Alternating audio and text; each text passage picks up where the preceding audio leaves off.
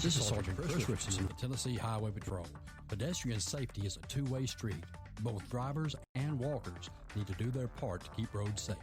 When you're walking, remember, the drivers may not always see you, so remember to use these tips to continue to walk safely.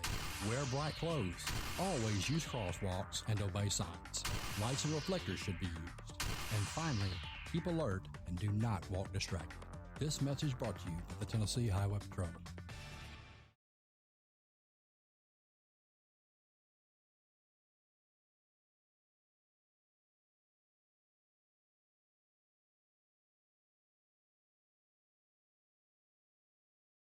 CJ Used Appliances, located at 3530 Jackson Avenue here in Memphis, Tennessee. Call them at 901-487-7882. CJ Used Appliances have the best prices in town, sales and service, heating and air. Also the best appliances you'll find anywhere in the Mid-South. Refrigerators, microwave stoves, washers and dryers, deep freezers, dishwashers, whatever you need in used appliances. And folks, I'm telling you, they're the best used appliances anywhere you'll find. That's CJ Used Appliances, 3530 Jackson Avenue. All appliances come with warranty. You can call them at 901-487-7882. Again, 901-487-7882. CJ Used Appliances.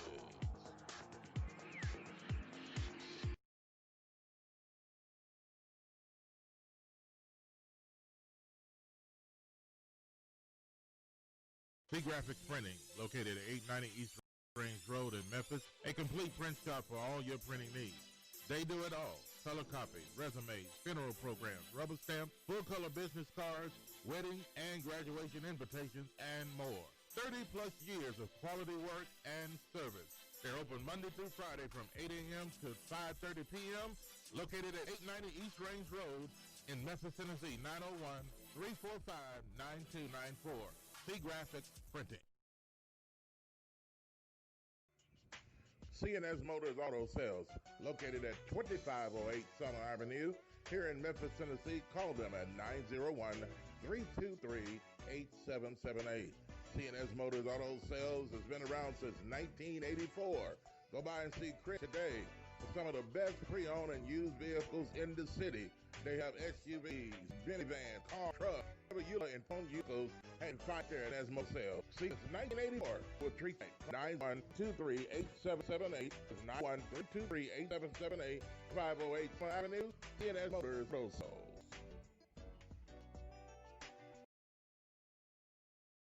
Message 20, yup, it's 932, or get on your taxes.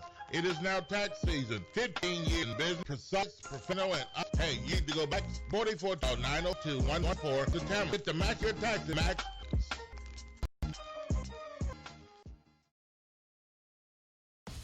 This is Sergeant Chris Richardson with the Tennessee Highway Patrol, here to explain the Tennessee Hands-Free Law, which is a new state law effective July 1st, 2019. In Public Chapter 412, it makes it illegal for a driver to hold a cell phone or a mobile device with any part of their body, to write, send, or read any text-based communication, to reach for a cell phone or mobile device in a manner that requires the driver to no longer be in a seated driving position or properly restrained by a seatbelt, to watch a video or a movie on a cell phone or a mobile device, and to record or broadcast video on a cell phone or mobile device.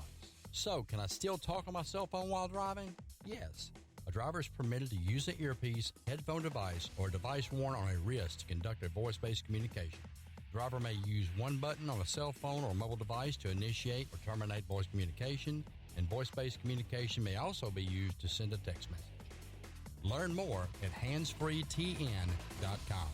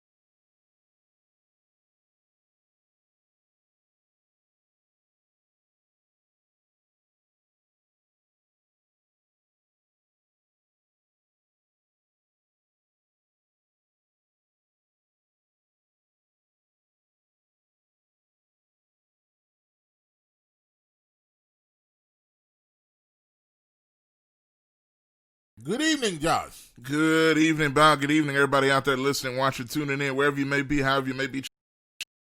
Another great show lined up for you today, man. A lot of stuff we want to get into here in the time we got this evening. So y'all be sure y'all stick and stay. Tell a friend to tell a friend, all that other good stuff, man. Share the video, do all those things, and it is greatly appreciated. Yes. Right here, man, here on TalkBack Live. You are watching TalkBack Live with Bob and Josh. And real quick, want to remind y'all how you can follow the show and everything else about the show. As well as Bob brought up Spreaker. There it is. You can download on any device you may have. And you can check us out. Just search TalkBack Live on there. Also follow us on Twitter at Live. That's one word, at TalkBack Live. Also, you can follow us on different podcast outlets, Spotify, podcast, and the iHeartRadio apps to check out our after they air. Check it out there. Also, Facebook, as you see us live. A lot of you all are watching right now. TalkBack Live with Bob and Josh on Facebook. This man, and any way you can, and we definitely appreciate the support always. So, Bob, without any further ado, as Rod reminds us that the 49ers lost the Super Bowl. What's up, GKP? I see you, brother. Good to see you back. Kelly, Carla in the building. Everybody out there. So, y'all locked it. Make sure y'all share the video if you get a chance as well, and let what's happening. All right, let's get it. You know what? I guess we should. Well, let's do it.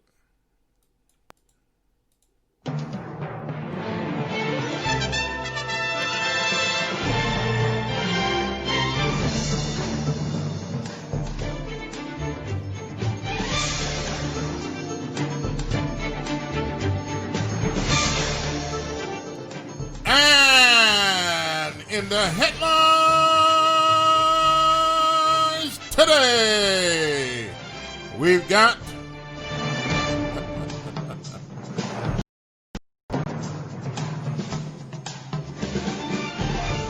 well, I tell you what, there's a lot of things that have been going on since the last time you saw or heard from us, and it just continues and on and on and on. Well, there's a lot of things that we could talk about that would bring a lot of interest to people, but the time that we have today, we've probably got a couple of topics that we'll bring up and will be satisfying to you and something that you can respond to. Well, I tell you what, let's talk about it. Josh, we've got a topic to start with. And we're going to start talking about people not wanting other people on their property, or, well, not just that, but in their city. Yeah. And, this one guy had a lot to say with his big mouth, and a lot of others have responded to this particular article or video. You all saw it on the news. It's telling people about get out of my city and get out of my with that old sign and all that stuff. Josh, what's going on with this particular story? Well, man, I know many of y'all have seen it by now, and it really went on this weekend, right? So, Lloyd Crawford is his name, and he's gotten some notoriety because of being essentially. So, what happened? It was a young man went to Germantown, and ironically, it was a white young man. It was in Germantown. He had a Black Lives Matter sign. So, you know what? Let me spread some awareness in this area of town. Germantown, right? Yeah. Germantown, Tennessee. Corner there. And he was by himself. No harm, no foul. Yeah. Evidently, he was there Friday as well. Decided to come do more. Mm-hmm. And he's gotten more positive reaction than negative. The negative was pretty strong. So we're going to talk about that here. Wait a minute. Who got the guy that was complaining or the guy with the sign? The guy with the sign. Okay. A lot of positive. Okay. Besides the few, there's some other people too. Yeah. Okay. But we're gonna play the story. Yeah. And let it explain. I put it on with Bob and Josh Facebook page. Some of y'all responded to it. But we're going to play the news clip via Fox 13. Mm-hmm. And they actually talked to Mr. Lloyd Crawford in this clip. And this was after all this. And we'll see what exactly he had to say for himself in this situation. So y'all take a listen to this, and we'll be back. And what's the number, Bob? 901-213-6020 if you'd like to call in, or a lot of you are leaving comments at the bottom of the page on Facebook. If you're watching and listening on Facebook, you can leave your comments there, or you can call as well. It doesn't matter whichever way you want to do it. Listen to this, folks, and we'll be back. My town promoting your violence. Protesters in Germantown following a exchange between a Germantown business and a protester. Good evening. Thank you so much for being with us. I'm Merle Purvis. I'm Daryl Green. I would like you out of my town. Questions about tolerance for protesters in communities. We broke the now exchange last night. Fox 13 us live from Germantown, where the protesters were earlier today. Siobhan. Merle, after that video, I'm here this morning to stand right here outside of Lloyd. He has a gate inside there, and they were really sending a message. Black Lives Matter. Are you from Germantown? East Memphis. You're not from Germantown. No.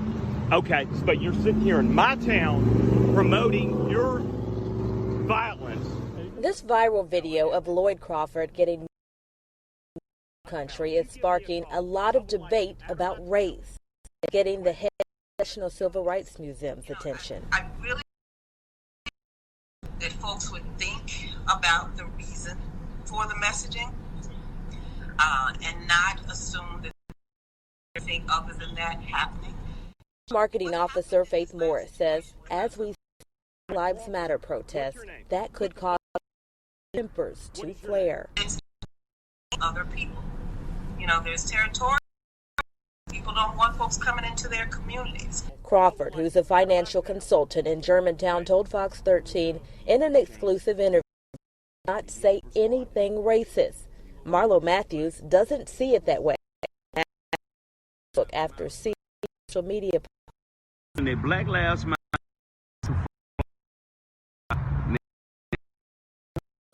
neighborhood. This is like he said. This is my Germantown. No, this here. We all raise our kids here.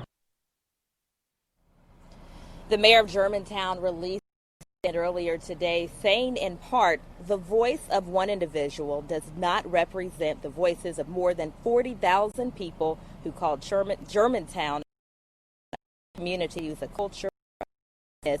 And this incident as a community.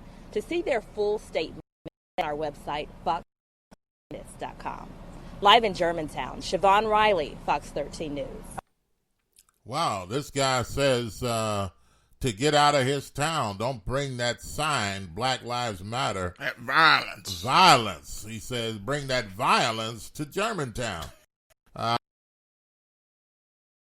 Something there in your town as well, and something like that. This guy is white. Mm-hmm. And so angry with this guy, I guess, for supporting Black Lives Matter and things that they do. So he said, don't bring crime to our city. So what are you bringing crime to Germantown just because you carry a sign that Black Lives Matter? What is he trying to say?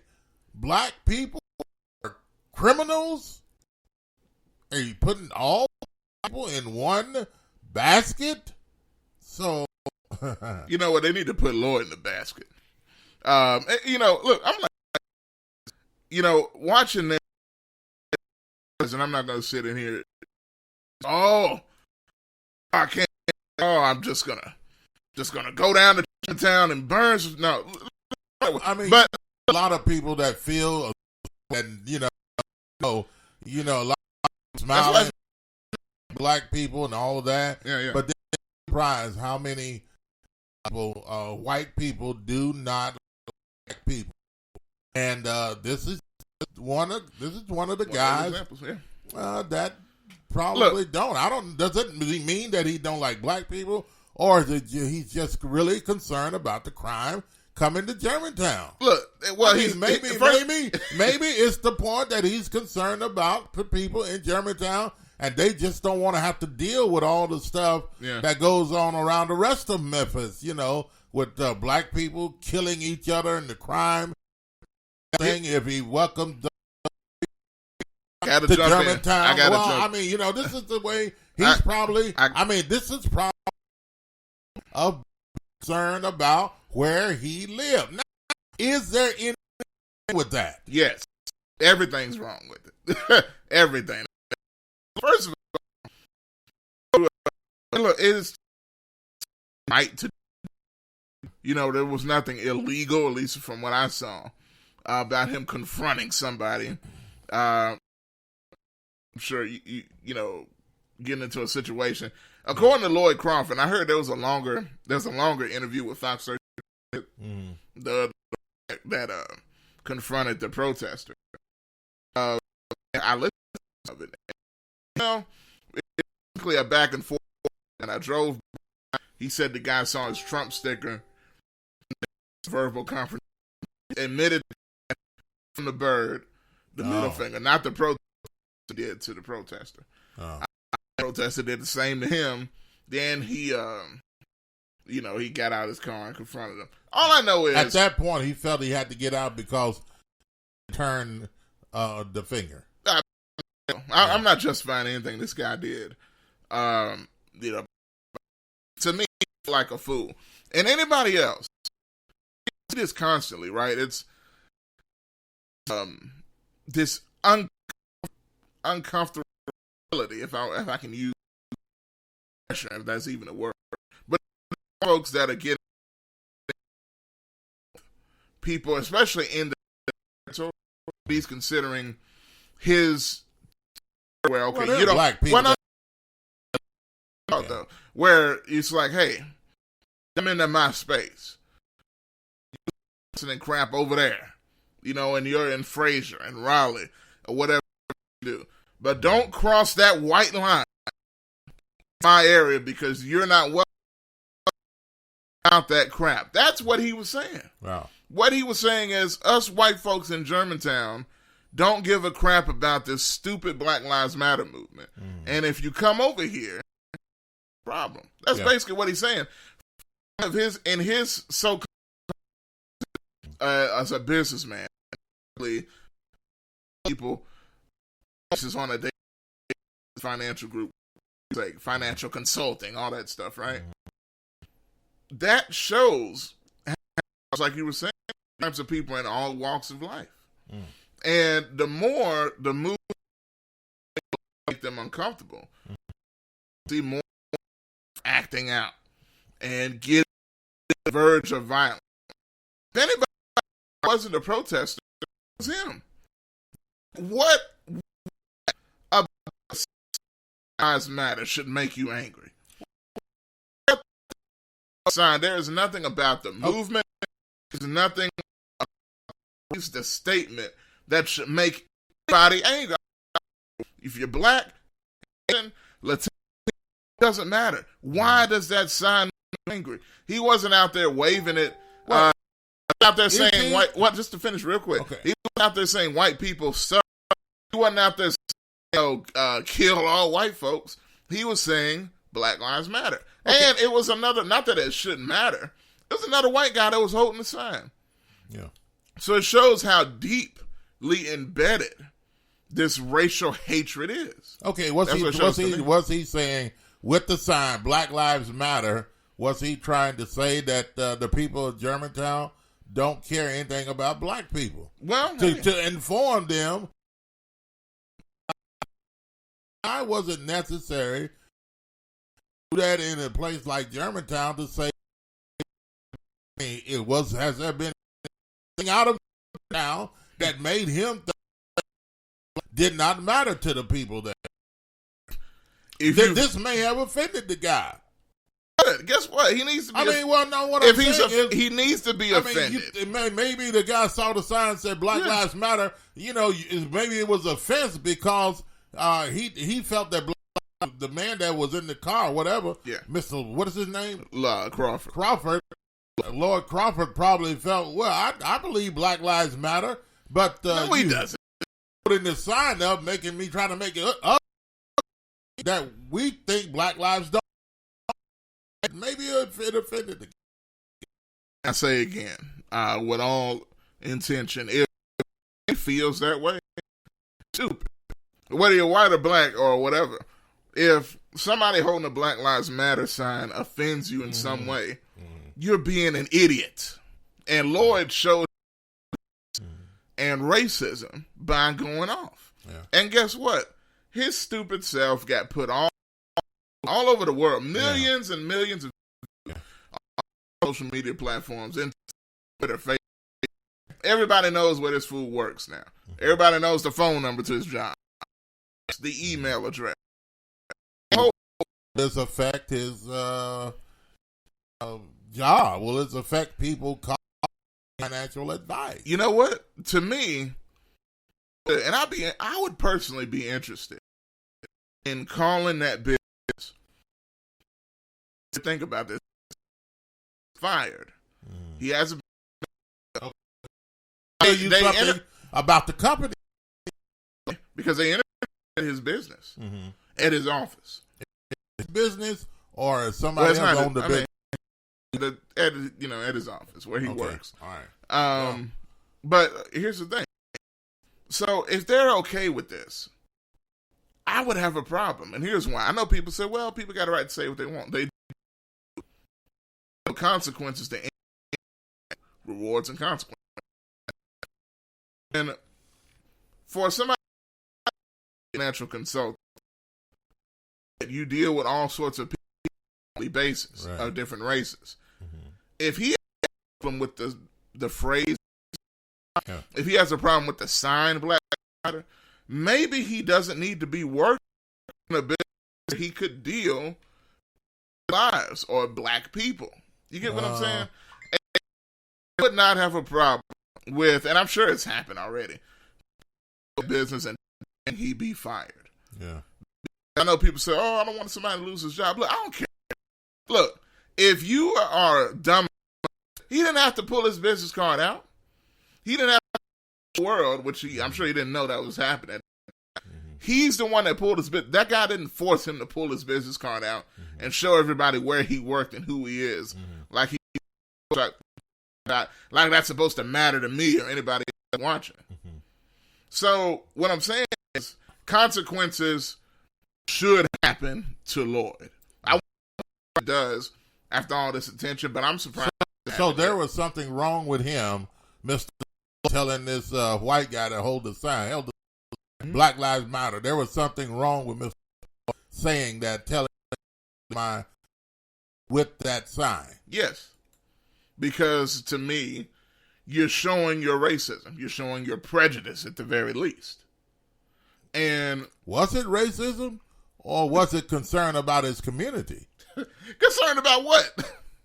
Well, I know you're just asking a question. What in the world could you be concerned about? Well, maybe if you're concerned about black people moving, you're racist. Well, not black people moving in. If you're protesting and black, they bring this sign, he's bringing probably black people and other people into the city, and this big old protest.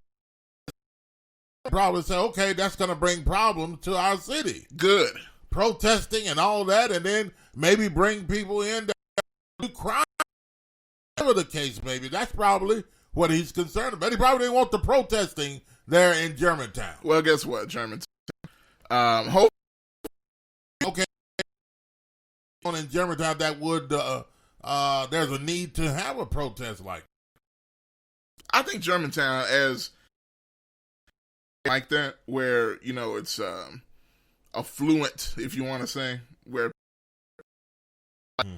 and it's nice trees. No, it's not in a nice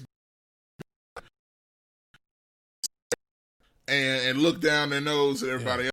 Well, I'm comfortable where I'm at.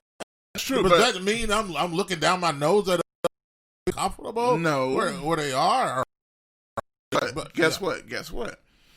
All it takes is one. Look, if it's one white guy with a Black Lives Matter sign, he rolls up to Germantown, and there are people that have a just to finish. Right, one of my favorite listeners to the show. Yeah. He said that Lloyd do Town, OMG. There are people on that corner right now with signs saying Lives Matter, not what, something like that. That's what I'm talking about. Right there. Whoa. So there are people. He said there are people on the corner. German Black Lives Matter. Welcome? Yeah. Wow. According to Ron. Okay, now wait a minute. Do they have the right citizens you can do what you want. of Germantown to have that sign? You can do what you want, but guess what? That is a problem. Look, it's not illegal, but it's morally wrong. I'm not saying send the police to arrest them, but what I'm saying is you are exposing yourself as racist, as prejudiced, as a punk. Racist. Those people are considered now that are out on the corner sign. Yeah. Lives Matter sign. Welcome, city. Yes, I would tell them. You look at them as just expressing opinion. They're expressing their racist opinion. Yeah. But let's see. Some associate the Black Lives Matter movement to rioting. Now, if I hijacked protests and started riots, can they discern the difference? I ask is Crawford said, "Don't bring your violence." I'm not condoning. Okay, so what Ryan saying is, could that be Lloyd came out? Don't bring that violence because and that's kind of what you were saying, really. Yeah. That what he saw with the protests, he doesn't want that in Germantown. Yeah. Well, let me say this.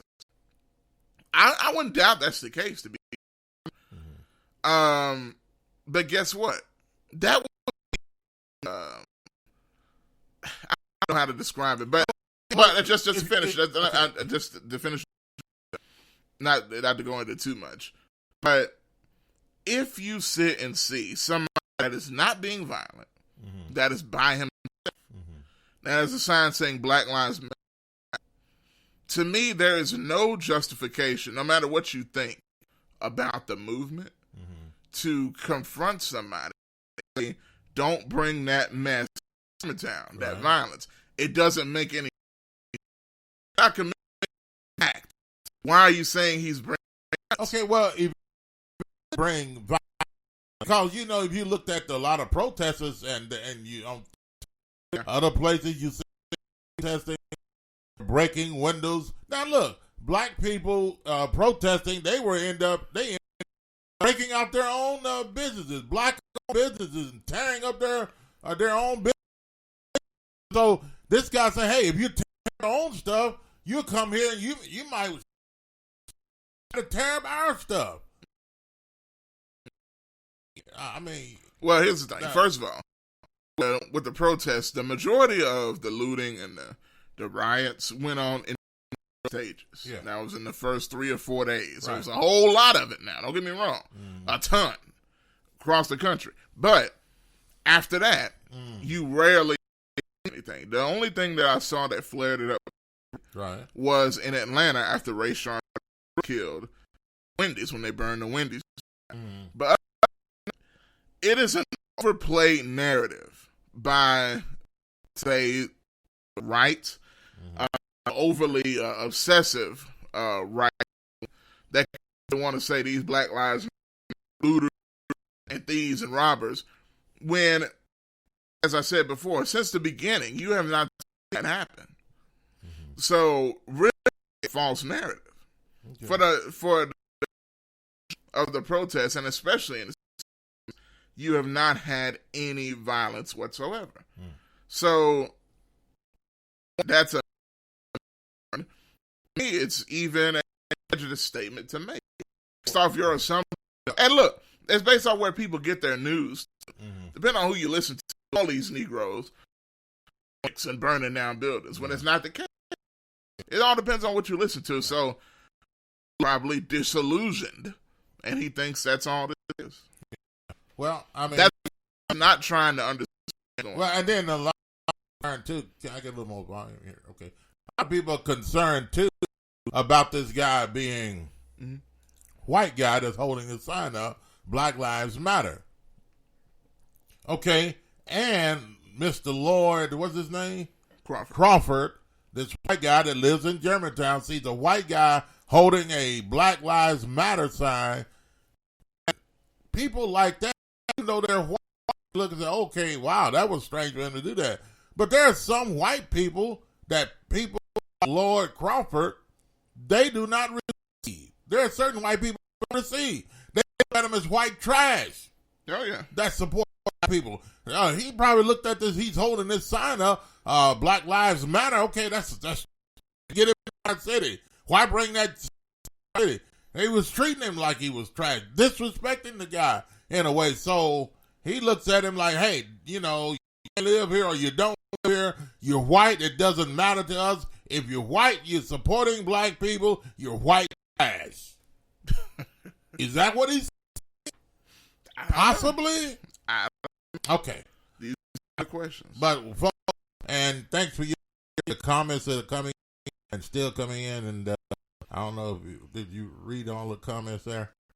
But anyway, you like to call and talk to us about it, 213-6020. You can talk to us about it as well. John Jenkins in Tennessee is watching. What's happening, John? Good afternoon, John Jenkins and wife out in Milan, Tennessee, watching this evening. So we were talking about the guy holding a sign in Germantown, a white guy holding a sign in Germantown, and the sign says Black Lives Matter. Another white guy drives by and says, hey, get that sign out of my city. You know, I guess they feel mostly white people live in Germantown. Don't bring that crime to our city. So with then they bring protesters, black people, and other to Germantown to protest. So and then they feel they don't in their city. Do people have a right to protest in here? They like to protest. 901-213-6020 is the number to call, or you can message on Facebook. You're watching a lot of you right now. And Josh, in other news, yes, sir. Now, folks, I want you to listen to me carefully about what I'm about to say. This is very, very serious to me. And a lot of you've already heard this on the news. And what happened, I think, about 3 weeks ago or so? And then they had a report here today, I think, on the and guy. this is shifting gears a little bit. Yeah, we're shifting gears. Topic. And, you know, I want you to listen carefully to me of what I'm about to say. A lot of you may agree, some of you may disagree. But the young black man that drowned in Lusahachie River, they're saying now they identified him, that the young black, they found his body, identified that it was him. Right. So he ended up drowning in the river trying to save a friend or a couple of his that were drowning in the river. Now, here's the thing. I'll play a clip here in just a minute as well so you can listen to it. He goes in to save a couple of people of his in the water like they were drowning. They didn't know, acting like they know how to swim. Yeah. He didn't know how to swim to go out there and save them. He drowns. There's no report of what happened other people in the water that didn't know how to swim that were supposedly, or they say that were drowning. What happened to them? Were they rescued? Yeah, I mean, I assume they were. I mean, if you didn't, why did this guy go in the river that didn't know how to swim, rescue guys that claimed they didn't know how to swim? To me, that doesn't. Well, tell you what. Yeah. Play the story, the clip, and I want you to listen to it, and I'm gonna come back and get my some other opinion on. See, ironically, I had something on that. Yeah, Rod, but we're gonna play the clip, and we'll be back. Take a listen to this, and I've got some more to say, and I want to get your opinion on this as well. 901-360. Are you ready, John? Take a listen to this.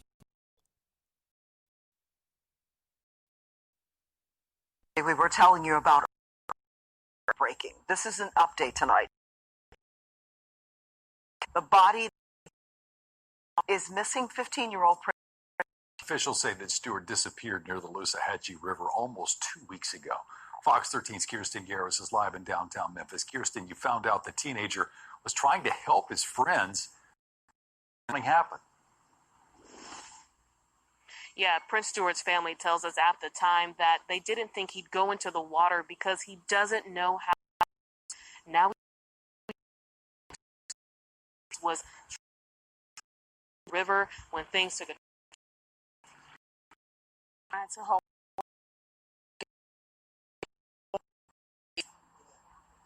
literally.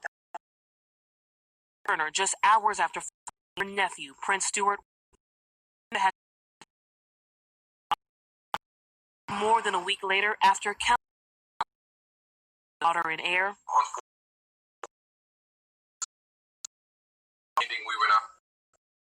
Shelby County Sheriff's Office recently is 15-year-old Prince Stewart. Investigating the drowning. Preliminary information, witnesses on the scene, that appears that his friends may be drowning, and in an effort to rescue him into the river, he drowned himself. Fox 13, there's an average of each year. People of drowning calls.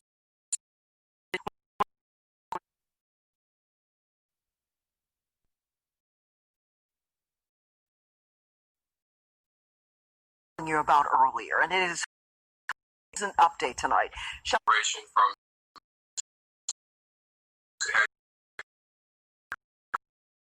he raced into the river, and the department tells Fox 13 there's an average of 8 so here. When I swim was a care. Going, never miss family. As you can see, all his family out here. This is very heartbreaking. And we don't know any information about, but we do, and we hope to learn more about his heroic efforts. Live in downtown Memphis, Kirsten. Okay, it's disturbing, folks. It's very disturbing. This young guy goes into the river to save a couple of people that were drowning. And then he ends up drowning. But what other people that were in the water that they say were drowning that he went to rescue? They got rescued, but why didn't he get rescued? Or they got out of the water. Do you understand what I'm saying, folks? Yeah. I mean, it doesn't add up. It doesn't make sense. This guy went into the water to save people that were drowning, and then he ends up drowning. What happened to them? How did they get out of the water? Did they swim out? They knew how to swim? Faking it? Did he get out in there? Did they pull him under the water and drown him? Did the other people come out in the water and save the other people that were in the water drowning and didn't save him? It's a lot of questions, and to the point with all that, and the comment there, that story to me, just where they goofed and pushed him in, because see, here's the thing, we're kind of relying on the eyewitness testimony of what happened, because of course he can't say what happened himself because he's dead, obviously, but the people that were there with him, they're the ones that told what supposedly happened. And going off of that story, like you said, there's a lot of questions raised. Who was it? Who was it that he was trying to save? Did they talk to who he saved or didn't save? And how can you people drowning if you drown? What happened to those people? They else come to get them out the water? Why did they get him out of the water? Because it's odd. Yeah, and I'm not saying, like maybe there's some type of crazy thing that happened there. Well, to me, it doesn't crazy to where, people are drowning. He goes out to try to help his friends, and then they end up out of the water, and he ends up drowning. How did they get out of the water? Could they swim? Did they lead him on, pull him out there, and then put him under the water? Or did they swim out of the water and leave him out there after he come out to save them? Or did other people go out and save these other two and leave him out there? And the other question I have is, now this is just a question. This is just my thoughts. Absolutely. Who were the other people? I hadn't heard anything about who the other people were or are. Were they other black people? Were they teenagers? Were they adults, or were they men? Or were they white people he was with, or what? Strangers, friends, family. Who were they? Yeah. So it doesn't add up to me who these other people were. And I'm not hearing any reports about who they were. They're not saying anything. I don't think they need to end the investigation right there. The guy goes out to save other people, he drowns in the water, and okay, boom, what happened to the other people? There has to be a follow-up on this. And to me, it sounds like this guy was murdered. Sounds like somebody drowned him in the water, or, and then the other guys, they helped them out. Or whatever. That's the way it sounds to me. I may be wrong, but to me, it doesn't add up. Yeah, it's very weird. A lot of questions, and I think, too, could be possible, to me, is even if it's not murder per se, let's just say maybe not. I'm not saying, I don't know. Well, even if he just drowned. I know, but here's my thing. Just another scenario I'm thinking about is with this a bunch of kids, but once again, we don't know that they are. Let's say maybe he got pushed in the water while they were goofing around. Yeah. Knowing he can't swim. There are jokes. Sometimes that don't happen.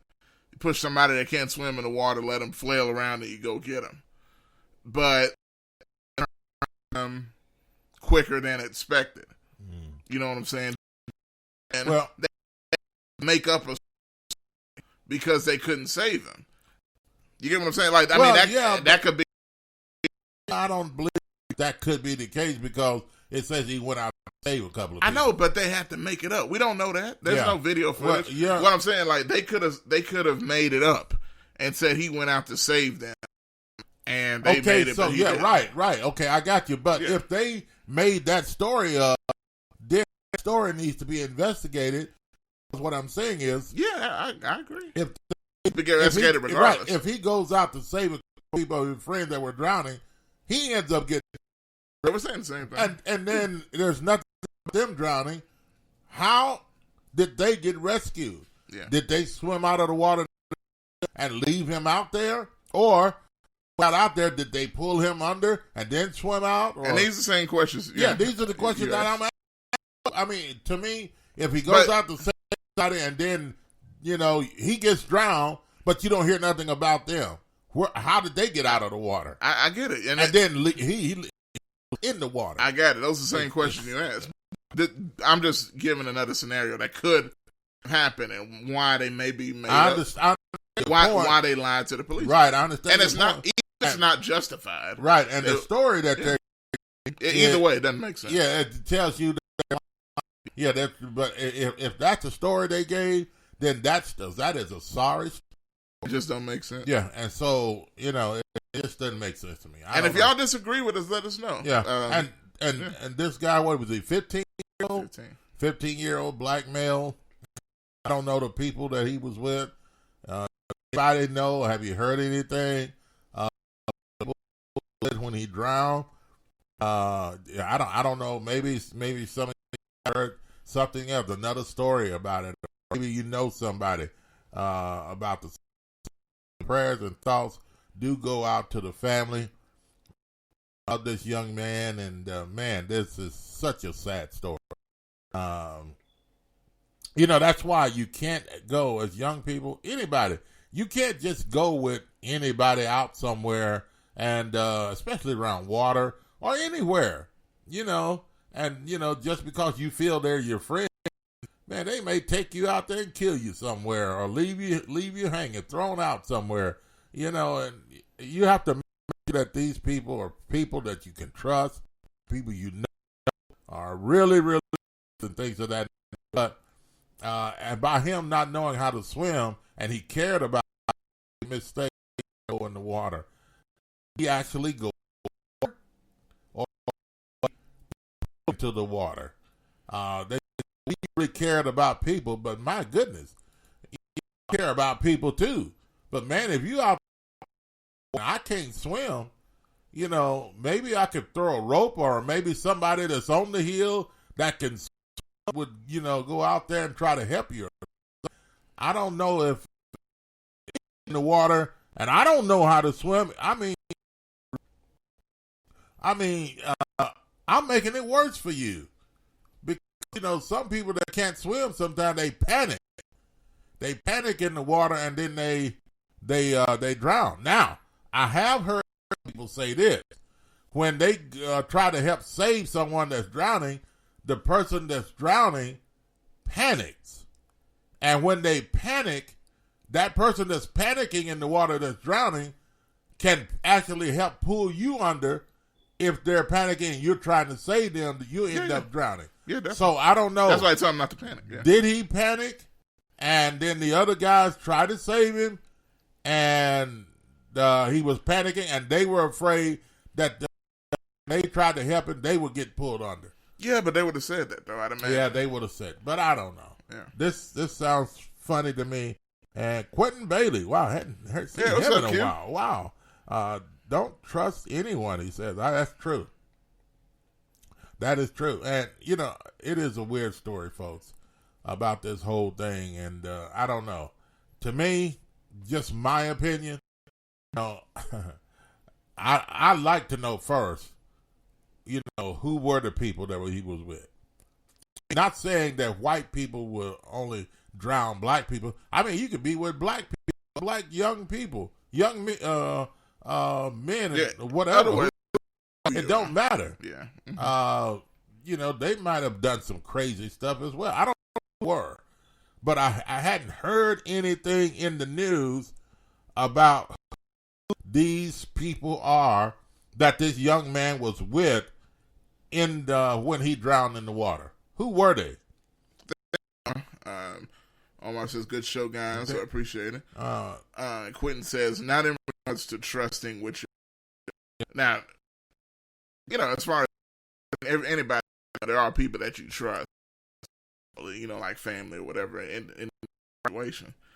But when it comes to stuff like this, especially around water and the river and stuff like that, man, that's a good point. What do you think, folks? 901-213 on this particular topic. I tell you what, Josh, we're going to continue to talk about this. Let's take a commercial, and we come back. Folks, please don't go anywhere. We've got a hot topic coming up next. You don't want to miss this one. And we come back from a quick break. We're going to talk about it, and your conversation is welcome as always. 901-213-6020 is the number to call. Hey, we'll be back after this. You're listening to Talk Back Live with Bob and Josh on the Talk Back Live Radio Network.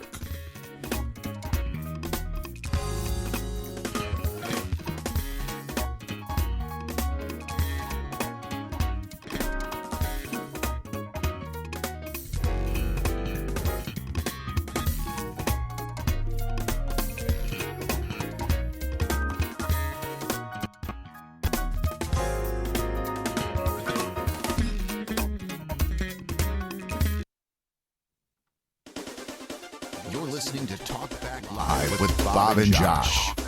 Talking about current events and topics that matter. Call in now, 901-213-6020. This is Sergeant Chris Richardson with the Tennessee Highway Patrol. Pedestrian safety is a two-way street. Both drivers and walkers need to do their part to keep roads safe. When you're walking, remember, the drivers may not always see you, so remember to use these tips to continue to walk safely. Wear bright clothes. Always use crosswalks and obey signs. Lights and reflectors should be used. And finally, keep alert and do not walk distracted. This message brought to you by the Tennessee Highway Patrol.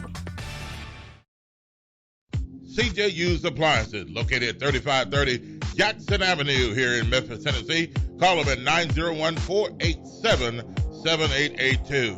CJ Used Appliances has the best prices in town. Sales and service, heating and air. Also the best appliances you'll find anywhere in the Mid-South. Refrigerators, microwave stoves, washers and dryers, deep freezers, dishwashers, whatever you need in used appliances. And folks, I'm telling you, they're the best used appliances anywhere you'll find. That's CJ Used Appliances, 3530 Jackson Avenue. All appliances come with warranty. You can call them at 901-487-7882. Again, 901-487-7882. CJ Used Appliances. Graphics Printing, located at 890 East Range Road in Memphis, a complete print shop for all your printing needs. They do it all. Color copies, resumes, funeral programs, rubber stamps, full-color business cards, wedding and graduation invitations, and more. 30-plus years of quality work and service. They're open Monday through Friday from 8 a.m. to 5:30 p.m., located at 890 East Range Road in Memphis, Tennessee, 901-345-9294. C Graphics Printing.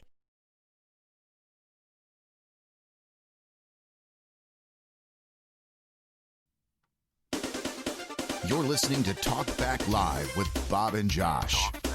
Talking about current events and topics that matter. Call in now, 901-213-6020. 901-213-6020. Now, here's Bob and Josh.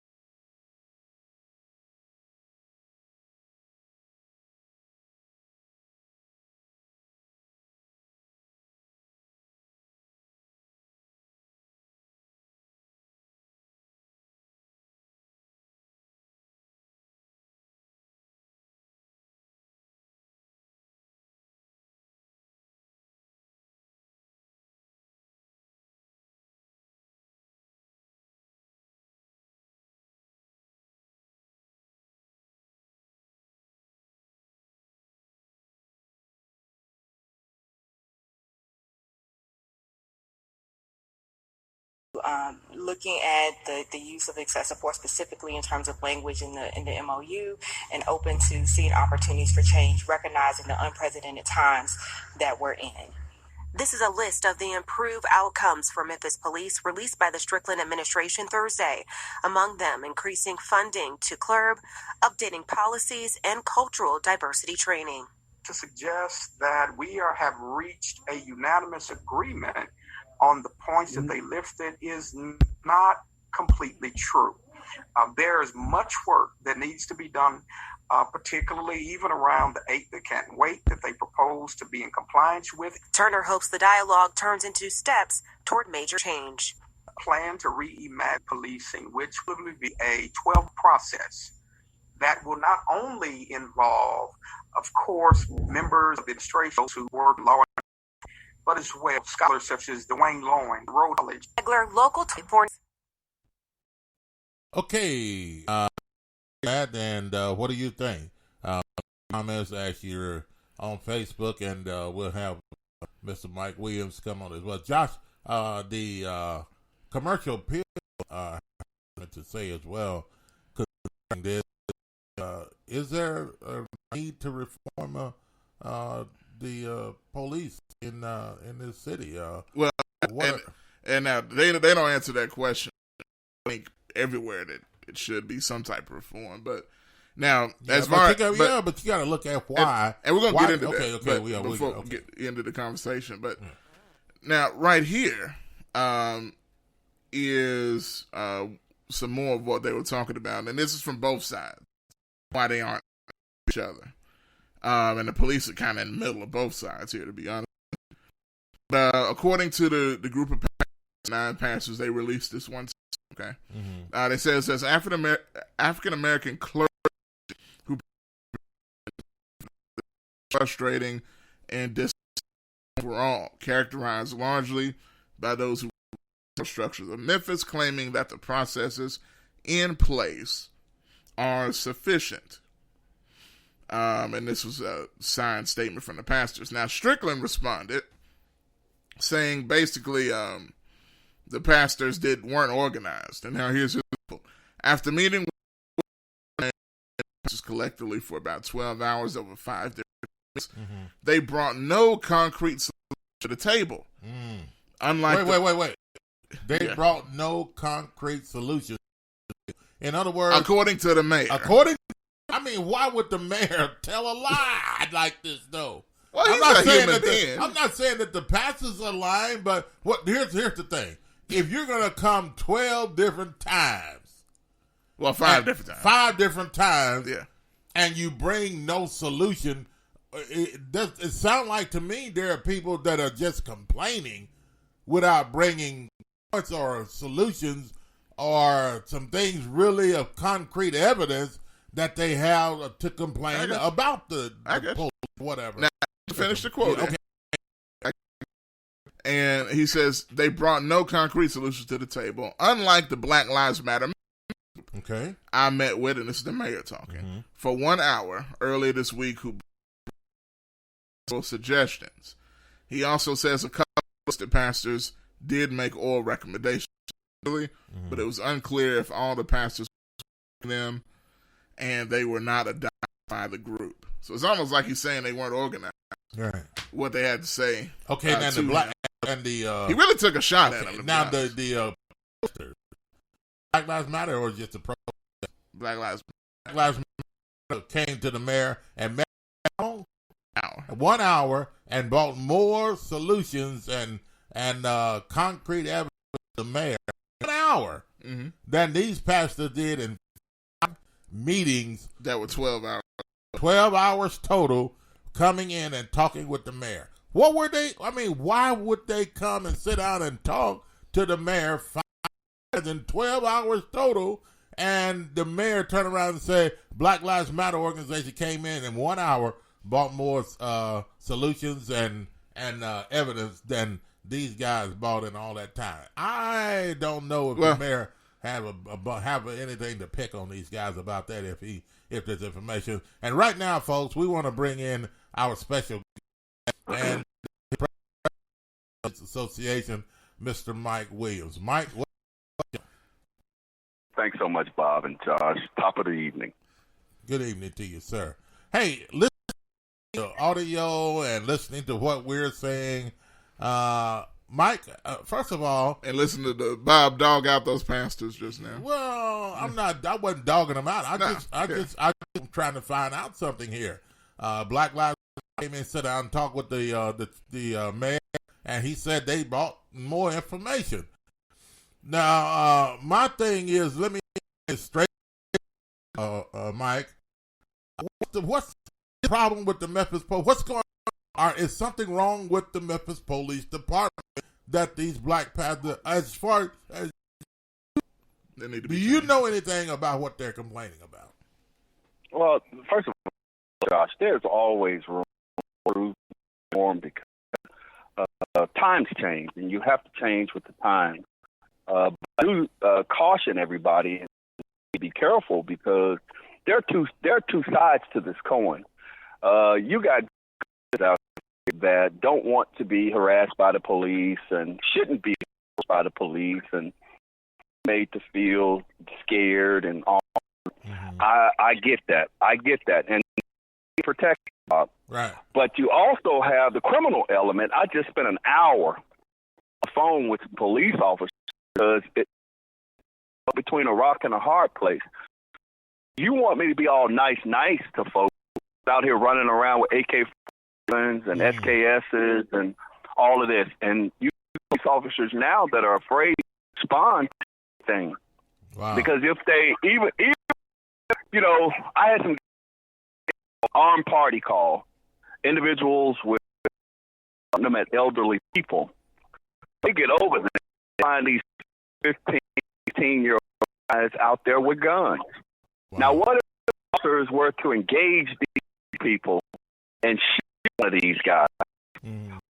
Then, now they're all over the news, and everybody's talking about Bob.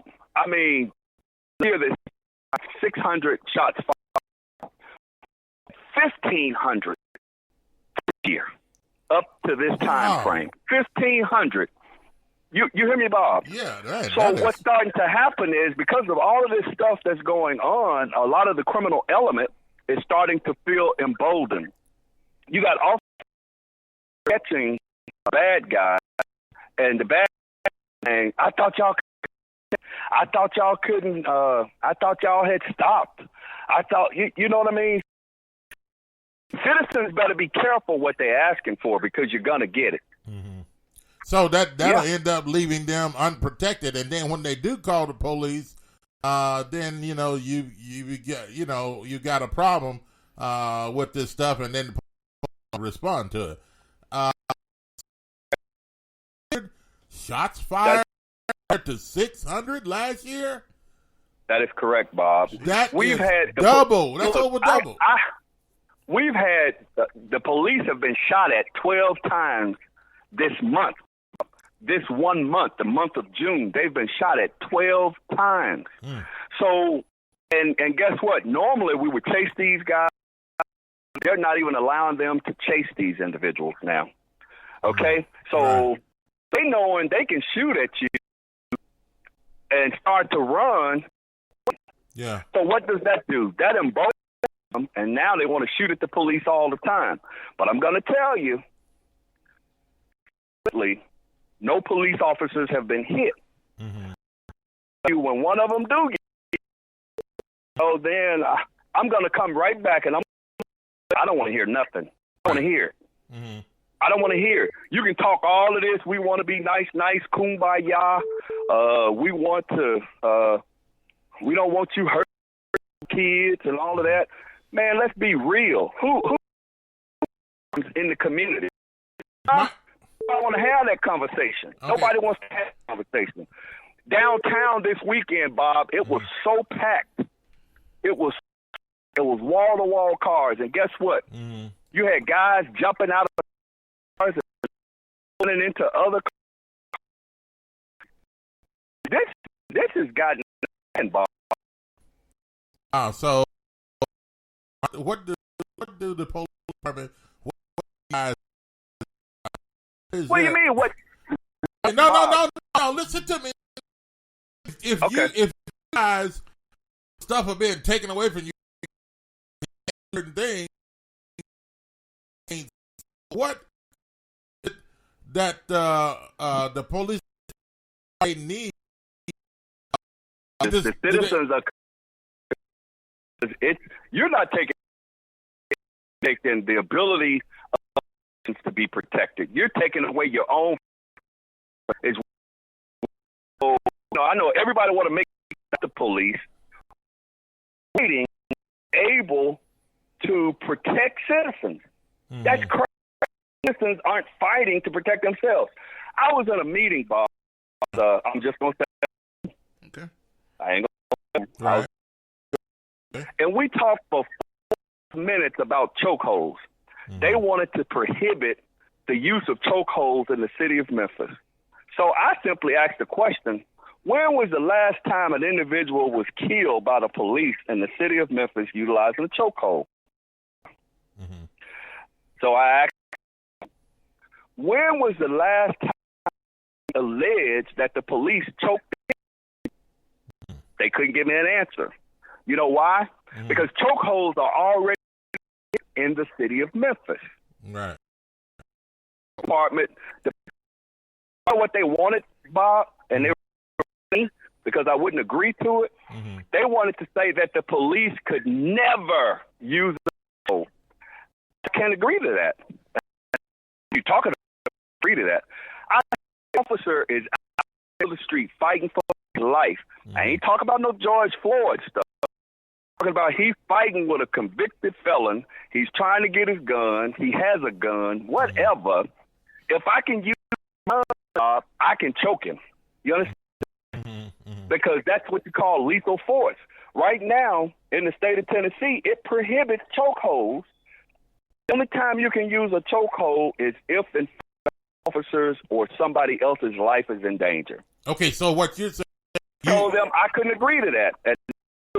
You just don't want to cooperate.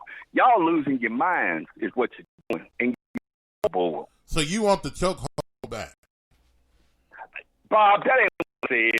Okay, so what are you saying? If a person, I was very distinct in what I said. If a police officer life and he can't use the chokehold, you say he should be allowed to use it if he's fighting for his life. Okay, so it's not a matter of bringing it back. That's what the policy already says. I guess my question should have been, should they bring it back? They don't have to bring it back, Bob. We don't want nobody using chokeholds. Chokeholds. Okay. But I'm saying if it comes to a matter of lethal force, I'm in to use lethal force, which means fire my weapon. And I should also have the ability to grab somebody's neck if I have to, if I'm fighting. You know what I'm saying? Okay. Yeah, but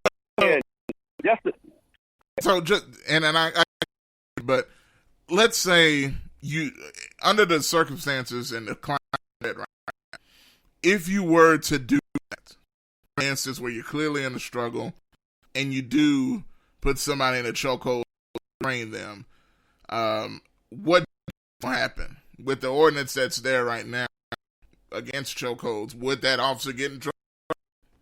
I'm saying, in fact, he's fighting for his life, and you can determine that he's fighting for his life. No. Okay. But if he's there like Chauvin with George Floyd, then guess what? He could be brought up on murder charges or excessive force or undue force. No problem with that. Right. I have no problem. What do you think about those that aren't get rid of the code? Even though I guess don't know. I'm gonna ask you the same thing I asked them. When the last time you was in the middle of the street fighting for your life? Police? No. Yeah. No, I ain't.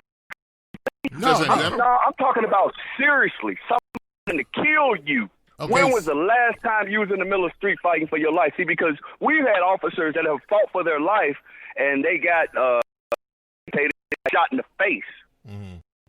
So are you telling me if anybody and fighting for their life in the street, do whatever you have to do to save your life. I think if you're a citizen and you out there, what? If you're a citizen and you out there fighting for life, you're gonna do whatever necessary to be able to do what you need. Okay. And it's gonna be called. You're not gonna prohibit. They're out for and all they have.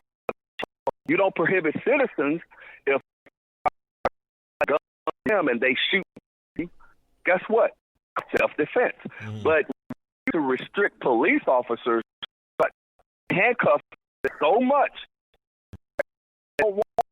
that has laws, patient rules running around, and except them, then it's like fighting crime.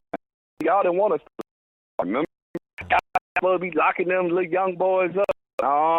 That ain't what you want.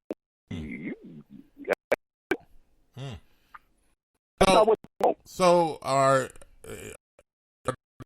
the officers of the medical department, are they in disagreement with a lot of stuff? Does this make them upset? How do they feel about it? Well, I'm saying they feel as though they're the sacrificial lambs. Because, see, all this stuff that everybody's talking about, and I keep telling you, happened in Memphis. We didn't, but a lot of people are piggybacking off of Georgia. What happened in Memphis, Texas? What happened in Missouri? Those things didn't happen here. And Mr. Weber, I don't want to hear about Martavius Banks, because all of those individuals were armed, number one. Number two, Mr. Weber, Memphis Police didn't have anything to do with that. I don't want to hear about, I want to tell me about individuals that have been killed in the last year, 2 years, 3 years, that the police used for. It was just out of the order. That hasn't happened in Memphis. But I tell you what has. We've had the high rate that we've ever had. I'm telling you, we had shootings that have went up from 600 to 1,500. Telling you we had juvenile crime that's. I'm telling you that we've had violent crimes that are on the increase. I'm telling you we having houses that are being shot up. So, but you don't want. I mean, how do you expect the police to respond to these things if they can't, in fact, meet force with force? So the police are responding to these with their hands. Well, no, I'm just telling you, we on a wing and a prayer, because the first time one of these little young guys gun up and they get shot, now we're gonna be right back at square one. Oh, we have to kill. He was brains, and we didn't have to kill him. Lord Jesus, I don't know. Yeah. Okay. So okay, now let me. With all that being said, do you think that there is justifiable criticism out there of the police, period, or even in Memphis, or should they be a city by city situation? Because right now, I'm saying it should be a case. It should be okay. So if that's the case, let's say in the city of Memphis, all black men are thugs. Is that true? No. Okay, hold on. Who commits the crimes in Memphis? Yeah, black. Okay, so we don't want to say that all black men are thugs, but we want to say all police officers, even though none of that stuff happened here in the city of Memphis. Even though none of it happened here in the city of Memphis. I want to say that individuals want to put all police officers in the same category, and because we got boys out here carjacking, robbing, committing homicides, all kinds of stuff. We don't want to label them. We don't want to categorize them. We got officers that are acting indiscriminately in other places all over the country, and I get it. But we that because of that happening in California or Minnesota or Texas, or Georgia or Missouri or wherever, now we say, well, we need to reform the police in Memphis. Now, you already heard me say, Bob, I have no problem with reform. Okay. None. Okay. But I will not ever agree to giving up officers' constitutional rights as citizens, and I will never agree to anything that's going to put an officer's life or his safety in danger. Nope, won't do it. So let me ask you this then, because I know, I assume, I put it that way, what a lot of people are trying to meet about, like with these pastors and with activists. Or whatever. Where have they been? Where have they been? Where have they been? My question is, where have they been? Hey, that's a good question. Yeah. Where have they been? And just like I asked them, when the last time you came out of that pulpit, out in the streets where all of this stuff is going on, and really see what's going on? Yeah. So do you, now that brings to another point. Do you think they picked a bad group to talk to? Because we know there are some that are doing the work. That said that these 9 pastors aren't really the ones that work. But they're always some people just want to ride the glory train, and they want to, all of a sudden, come to save the day. But you ain't been known when none of the killings were happening, when none of the protests were happening. Now everybody up on the George Floyd train. This. I ain't never seen none of they pulpits. I ain't never seen none of as vocal and verbal right now. And don't get me wrong, I'm not it now, but I'm saying now all of a sudden, I don't hate to say it, but you had Devontae out there last time on the bridge. You had Gotti out there last time on the bridge. These guys have been out here. That's true. And they have been. I will say that I don't think Frank Gotti and Devontae represent the general constituency votes here in the city of Memphis. However, they have been the ones that have been out there that have been protesting. So, garnered a seat. Honestly, to the mayor's point, at least from what we read, that, according to what he had to say, the pastors really did actionable things to say. It was just a thing to do. And he actually gave Black credit that they actually had down and they only met for an hour. Well, I think they met for more than an hour. Okay. I think what they did was that hour they brought all those things, but I think he met with times as well. And you know what I'm saying? There's a social that is here now. I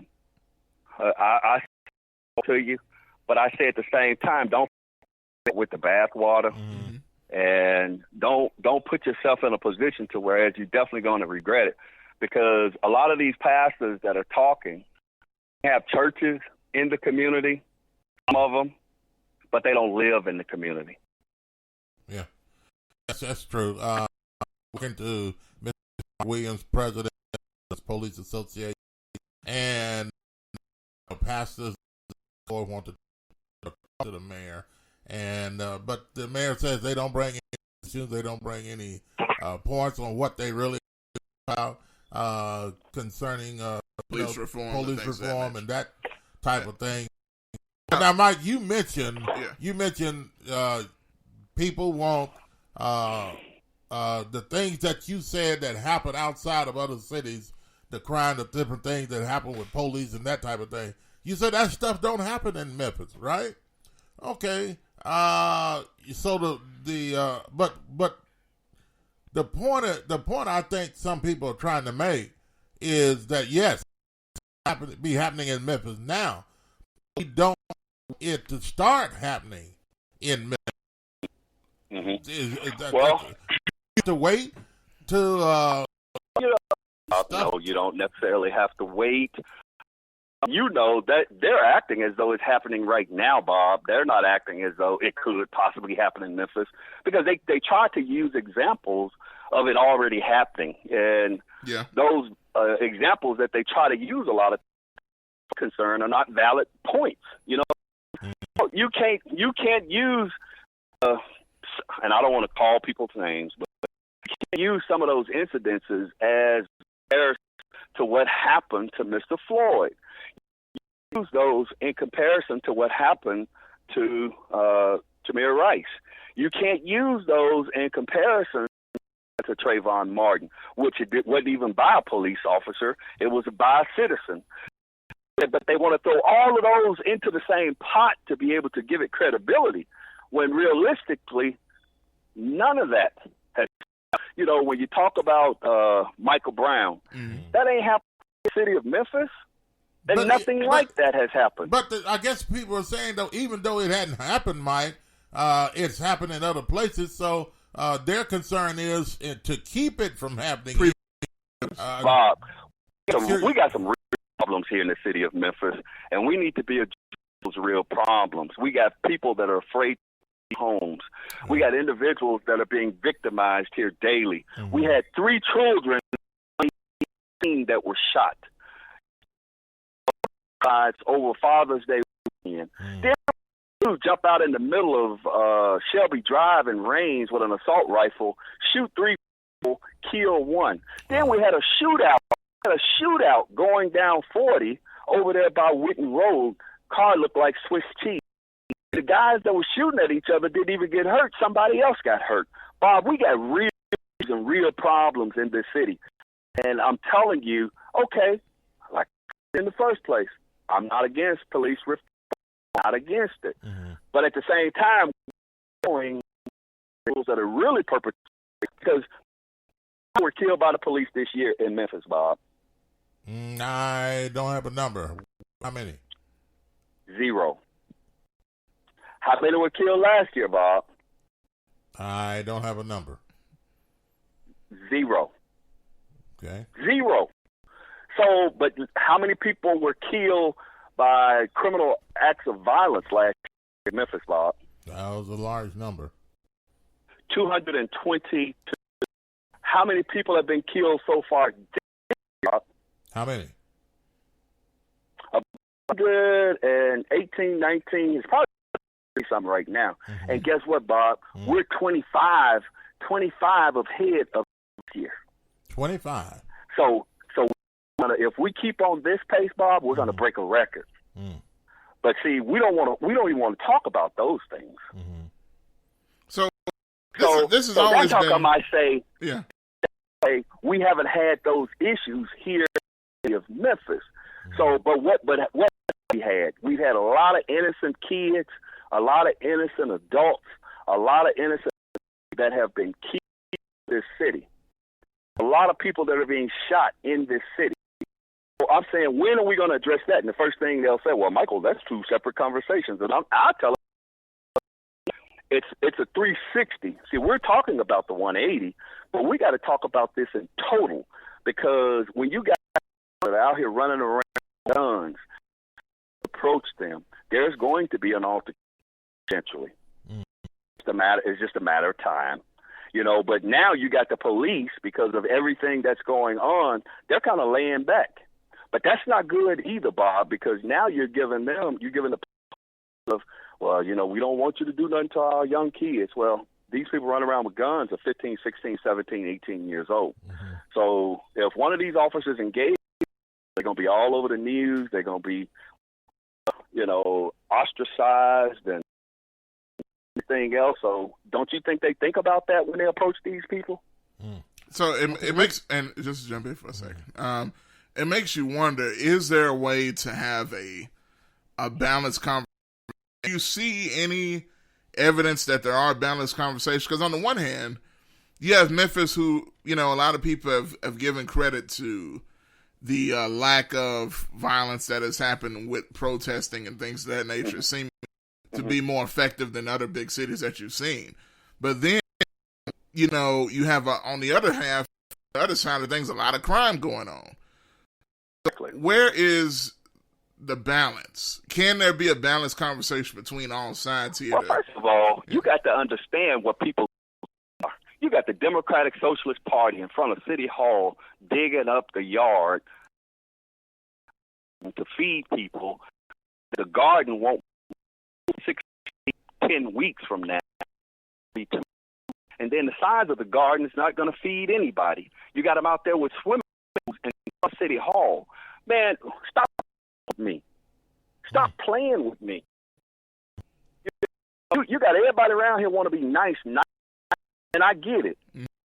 We doing that don't make sense, and we're allowing stuff that don't make sense. That is, I can't even lie to you. That what's being done, I think, is pretty dumb. Albert's profile. Now the front like to be profiled. Shame on you, Mr. Mike Williams. Man, I don't care what you say. I ain't got time. It's too real out here. And I say what I say, and I mean what I mean. Because, see, we playing, people are being victimized. And it's getting no better, Bob. It's getting worse. And that's evident in the numbers. So y'all can keep games if y'all. Okay, you know, defund the police. Say I say let's whatever to happen, because that's what you want. Well, you know, I don't agree with the police. I you know, and I'm saying, Bob. Yeah, no. I know that's what you're saying, but what I'm saying is about defunding. I never agree with that. I didn't either. I don't. Plastic and facetious. Yeah, but see, the thing about it is, if you defund the police, you're taking money away from them. Then, if you need more officers, which they're said to be, you guys need more officers in the city. How are you going to pay more officers if you're defunding the police? How are you going to be able to get things that the police department needs to be able to combat against these people that are breaking into people's homes, that are riding, shooting people, things of that nature in the game? Now, and then you talk about let me that's jump. not what you want. Yeah, and just to jump in real quick, because I know you got to go, Mike, at some point, but we appreciate you being with us. Just thinking about all of this, what I hear from people that say defund the police, what they're trying to talk about is allocate some of those funds that go there to other places. Some people to education or whatever else you want to say, the city that needs something like that. And do you think, even I can kind of see it, you know, whether it's the county commission or the city council, it seems like saying that are trying to. Some of those people that are talking, don't know their butt from a hole in the ground. They're in the grandstand and they're trying to grab the headlines. The police department has already been defunded, and I'm not going to go through all of the money that they done took. But I will also say that I believe in investing in the community. I believe in investing in the youth in this city. I believe in all of those same things that they talk about. I just believe that they're looking in the wrong place. We have a high crime rate, and crime is increasing. Funded put citizens in jeopardy. I'll tell you, and I've said it all along, and people have heard me, parallel when we do economic development. We can't spend all of the citizens' taxes. Think about this. You can't spend all of the citizens' in helping the rich get richer by financing their projects, and we don't put any community. What they're saying, I'm saying reason, and you know, just like they're saying police unions are coming under scrutiny, and I'm like, okay, police don't make policy. Police unions don't do anything other than what any other union does. Nobody is those unions, but we do the same thing other unions do, and that represent people. That's it. Okay. Mike, one last question. We're going to let you go. And sorry about the... somebody says, defund the police, get rid of corrupt officers. Is that true? I agree. I've always had no problem with it. But because citizen of this city, half the people are afraid to go out in the city, Bob. And guess what? The restriction of movement, the coronavirus, the crime is up. Yeah. It's up. So what do you think will happen with the restriction around? Okay. I'm going to still be confined until the wind blows over. And, hey, that's going to be that on that. Okay. You know? All right. Mark Williams, president of the Memphis Police Association. Always a pleasure to have you on today. And I got to say, kind of a funny thing. I know Jet says, Mike, why are you being so mean to everybody? But I understand just being passionate. You know, I'm not mean. Yeah. I'm saying at some point we got to stop with the madness, man. You know what I mean? Everybody, you know, I'm saying, yeah, you preach where y'all been. Me and Bob have been putting these preachers out all along when all this stuff has been going on. Yeah. You know, yeah. Like, why do you, if it's so bad, it's because you allowed it to get this bad, and now you want to say, oh, no. You're not really coming out in the street. You may come in front of City Hall talking to the gangbangers.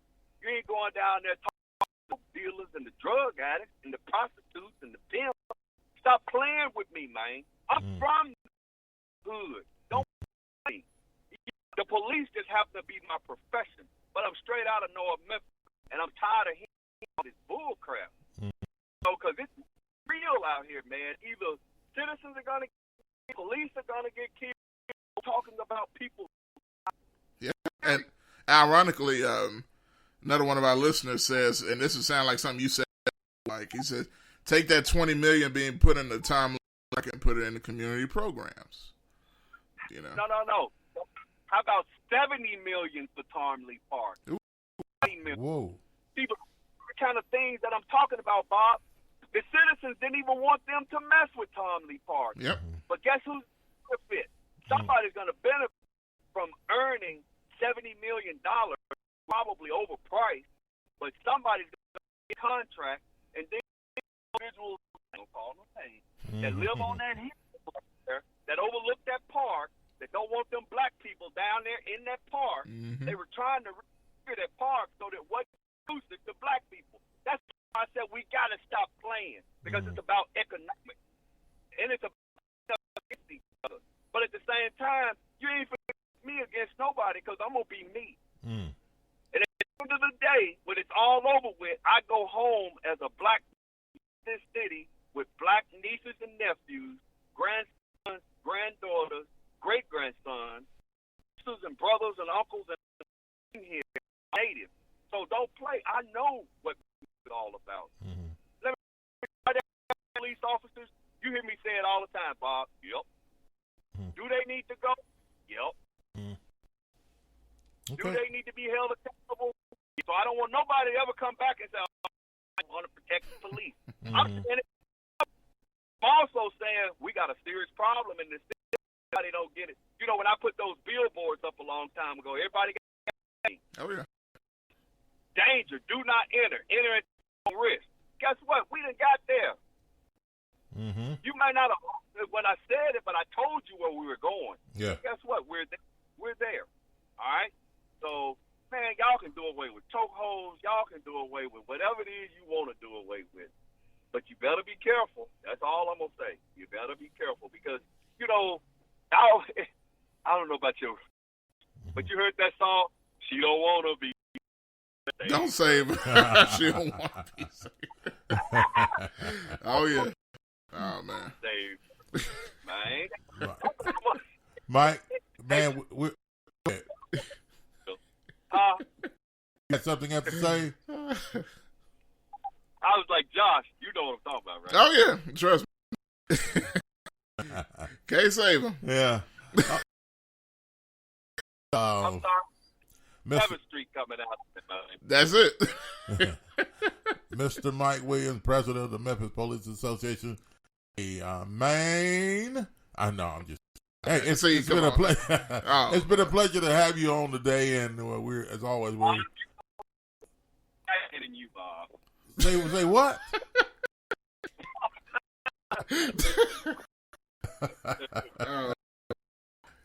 No, we had to do it. It's been a pleasure to have you on today, as always, and man, we appreciate it. Thanks for calling. Hey, man, thank you. I'll talk to you later. Yes, sir. Yes, sir. All right, that was Mike Williams, president of the Police Association, and I'm trying to get to the call. It's gone already. Yeah, so okay. Yep, and we appreciate him calling and all the stuff. All of you making your comments as well. So many. Couldn't get to all of them. But shout out to Albert, man. And Albert, yeah. Ron, Jet, GKP. He said everybody going to have to call them Ghostbusters when the police is gone. Who you going to call? But y'all, man, we appreciate it. Jet also says he's just kidding. He said, I like Mike. Don't agree with half of his stuff. But he talks for real and not speaking politics. I appreciate that. Yeah. And so much other stuff. So Sylvester Prince, thanks for watching. Yes, sir. Earlier, I don't know if he's watching now, but he was watching. Rod also says, crap, 70 million. Kidding me. When it comes to Timely Park, what can we do in the community, Mike? I support you and your fellow officers wholeheartedly. Rod also says he's going to buy Mike a steak dinner. Well, hopefully, Rod, he just put that as well. So hopefully Rod will be there too and get a steak, and we can all chill. He didn't say he would treat us. We'll jump in anyway. Yeah. Kelly, thanks for watching. Frank, yes. Thanks, and all you people, man, it's been a pleasure to be on. Yeah. Jed says also, now is he saying that, he's saying if they can't choke people, crime's going to go up? I don't know if he put that earlier or not, yeah. but I get your question. Right. And I think balance, man. Yeah. At the end of the day, there's nothing wrong with it, to me, question police and trying to get ahead of the situation before it ends up happening in your city. Now, I think there's always a balance to everything. You don't destroy the police department. I'm really not for that. I think it makes a ton of sense. Depends on how you do it. Right. And I think we do need to focus on the crime in the city as well before it gets to an insane, which it kind of already is. Yeah. All right. And, hey, that's going to do it for us today. Thank you for joining us for the little time we've been on today. As always, came on the video. Mike, I hope you saw. Jet says, are you saying if y'all can't choke folks, crime is going to go up? So I hope you saw that question, Mike. You can address it in the comments. All right. And I know, but I keep seeing these come in. Ron says, if Bob pulls dinners for both of us. Hey, your steak dinner, I'll pull for the 49ers or anybody else you want me to pull for, for that during that steak dinner. Yeah. Especially if it's a porterhouse, right? Yes, indeed. Sylvester says, I think police have the right to use force, but know when to stop. Yeah. Very, very true. Very true. And that's, I think, that a lot of us is,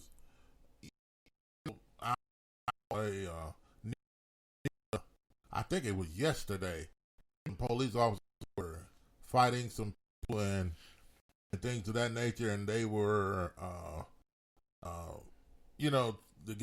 the police were very nasty, cursing people out and cell phones and all that other kind of stuff. And some people were saying how rude and how, disrespectful police officers sometimes can be, just wearing the uniform. When they put their uniform on, they become another animal. And that's true in some cases, but then there's definitely officers like that now. They put that badge on and it empowers them. Yeah. In a bad way. In a bad way, yeah. Jed says I'm snitching. Mike Williams says no to the question that Jed asked about choking folks. Prince says Dallas Cowboys. Well, I know I can eat a 49ers, but I can't go that far. Man, that keep that steak. But hey guys, it's thanks for joining all your conversation, and we'll be back again on live, and we'll do it all over again. And it is now 6:44, 44 minutes past the hour, 6 o'clock p.m. Central Time, and a very pleasant good evening to you on a Tuesday evening. And folks, have a wonderful, blessed night, and we'll see you again next time on Talk Back Live with Bob and Josh on the Talk Back Live